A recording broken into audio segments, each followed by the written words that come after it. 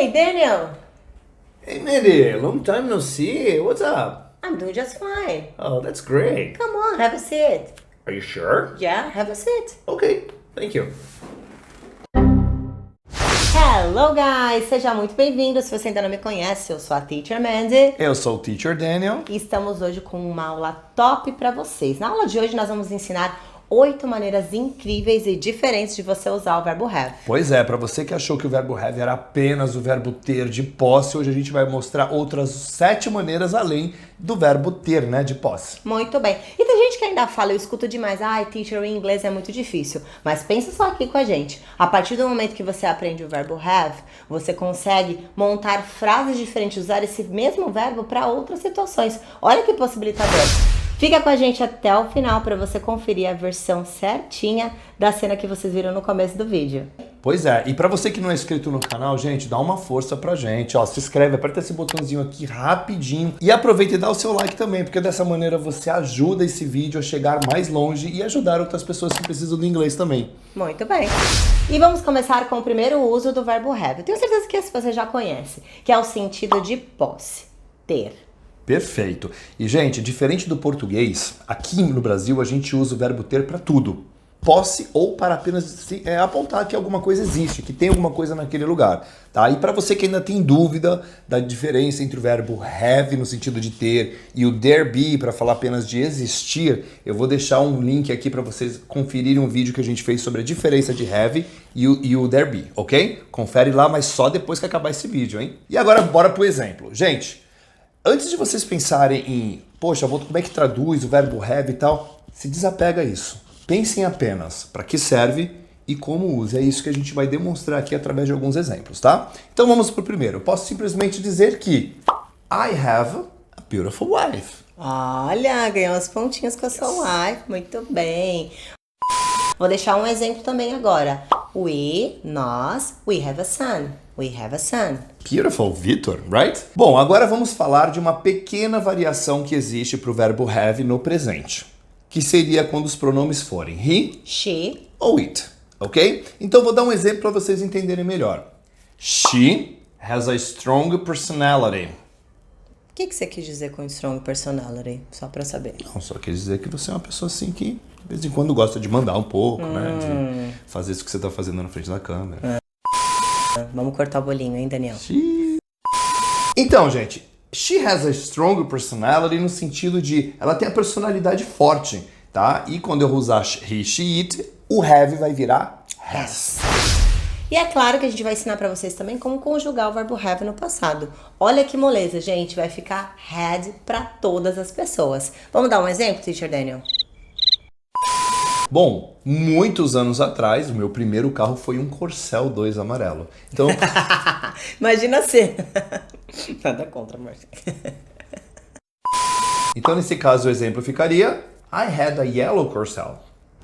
E agora vamos para o segundo uso do verbo have. E esse traz o sentido de obrigação, algo que você tem que fazer. E a estrutura vai ser uma pessoa, um sujeito, mais o have, mais to, com... E um verbo de ação, exatamente do jeito que a gente faz em português. No caso, se eu quisesse falar assim, eu tenho que trabalhar. In English, you would say... I have to work. I have to work. Muito bem. Agora um exemplo aqui com o pronome he. Se eu quisesse dizer que ele tem que estudar. In English, you're going to say he has to study. He has to study. Outro exemplo também, I have to respect her. Because you know, she has a strong personality, as I told you before. Muito bom.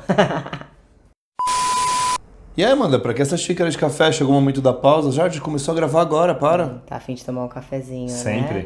Na verdade, trouxe essa xícara de café para ensinar para vocês mais um uso do verbo have. Sabia que o verbo have também serve para beber e comer, Teacher Daniel? Sério? Então se usar o verbo comer ou o verbo beber, que seria o eat ou drink, tá errado? Não tá errado, mas você vai perceber, agora que a gente tá ensinando aqui pra vocês, vocês vão perceber, abrir esse filtro que os nativos usam demais o verbo have nesse sentido, de comer algo ou beber algo. Mas calma que vamos dar alguns exemplos pra você entender como você vai usar o have nesse sentido de beber e comer. Por exemplo, se eu tivesse com vontade agora de tomar um pouquinho de café, eu ia perguntar pra ela, Can I have some coffee? Yeah, sure. Perfeito. E a Amanda também, toda vez que ela vai numa festinha que tem aquele bolo docinho, delicioso, do jeito que ela gosta, ela sempre encara o segundo pedaço. Como Não que fala você isso diria... que o povo nem vai me convidar mais para aniversário, gente. Que é isso? Se você não deseja dar o segundo pedaço pra ela, não convida mesmo porque ela não se segura. E como que você diria isso em inglês? Can I have another piece of cake? Can I have another piece of cake? Maravilha. Gente, como o verbo have você vai usar para beber e comer, ele também é o verbo que você usa para todas as refeições. Como, por exemplo... Muito bem. Have breakfast, que é tomar café da manhã.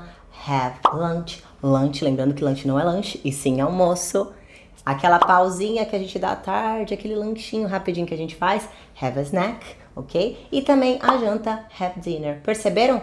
Have para todo mundo. Maravilha. E para fechar, mais um exemplo para vocês entenderem exatamente como fazer o uso do have no sentido de comer e beber. Muito bem. Então, eu e o Teacher Daniel, a gente tem uma rotina toda certinha para caber tudo. Então, todos os dias, por volta da 1h da tarde, a gente almoça. Então, se eu quiser dizer que a gente almoça todo dia 1h da tarde, in English, you're going to say, I have lunch at 1 p.m. every day. Ou, we have lunch at 1 o'clock every day. E agora mais um uso do verbo have, ok? Então, se eu quiser dizer assim, tomar um banho, por exemplo. Eu acho que eu vou tomar um banho. I think I'm going to have a shower. Really? Tá querendo enganar quem? Nunca tomou banho, de repente resolveu tomar banho. Por isso que eu digo...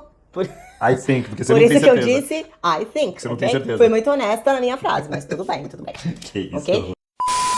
Legal, então se eu usar take a shower tá errado? Não. Gente, lembra sempre do que a gente fala. Existem várias maneiras de você expressar uma ideia. Estamos ensinando apenas mais uma. Take a shower tá certo e have a shower também. Um outro uso muito útil para você que quer se comunicar em inglês é o have a good time no sentido de se divertir, ok? Então imagina que de repente tem um amigo seu indo pro Canadá e você quer dizer para ele, vai lá, se diverte no Canadá. In English you're going to say, have a good time in Canada. Maravilha. Quando você vai se despedir com uma pessoa, né? Você encontra com ele por acaso e vai falar, poxa, tenha um bom dia, você pode também usar isso. Have a good day. Um outro exemplo também, I always have a good time. Muito bem. Tá bom, teacher, dá pra montar um exemplo no passado? Dá sim. Lembrando que o verbo have no passado fica had. Então eu poderia dizer, I had a good time with my friends last weekend. Eu me diverti com os meus amigos no final de semana passado. Da mesma maneira que a gente explicou que have a good time significa divirta-se, estou passando por um momento legal, a gente pode usar o oposto também, trocando good por hard. Significa que eu estou passando por dificuldades. Vamos a alguns exemplos. Muito bem. Então, se eu quisesse dizer, eu tenho uma aluna que ela realmente está passando por um momento mais complicado na empresa. Então, eu poderia usar o have a hard time para isso. Eu poderia dizer assim, my student is having a hard time at work. Como vocês sabem, eu sempre gosto de usar um exemplo real. Nesse momento, o nosso filho está passando por uma situação um pouquinho desagradável e ele está um pouquinho chateado com algumas situações aí que está passando na vida dele. Então, para esse caso, eu poderia dizer Victor is having a very hard time. E vamos para mais um uso do verbo have. Na minha opinião, esse é um dos que eu mais gosto. You have a point, que significa você tem razão. You know what? She always has a point. Sabe como é que funciona, né? A pessoa mandou Algum problema nisso, Teacher Daniel? Vamos para mais um exemplo para você entender o uso do have a point. Às vezes eu e o Teacher Daniel, quando a gente sai, apesar de ser uma pessoa bem mandona, quando ele troca uma ideia comigo e fala, acho melhor a gente ir embora, né? A festa já acabou. Detalhe, ela sempre pede para ficar mais uma música. Sempre. Mas eu também paro para escutar. Aí fala, não, amor, vamos embora já. Aí eu penso assim, tá bom.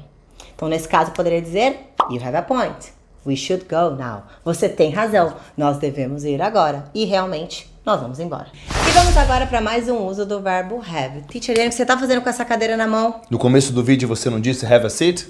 Sim, mas have a seat significa sente-se. Então larga essa cadeira agora, gente. Pelo amor de Deus. Agora acompanha com a gente nessa próxima cena o uso real de have a seat. Hey, Daniel. Hey Mandy, long time no see. What's up? I'm doing just fine. That's great. Come on, have a seat. Are you sure? Yeah. Okay, thank you.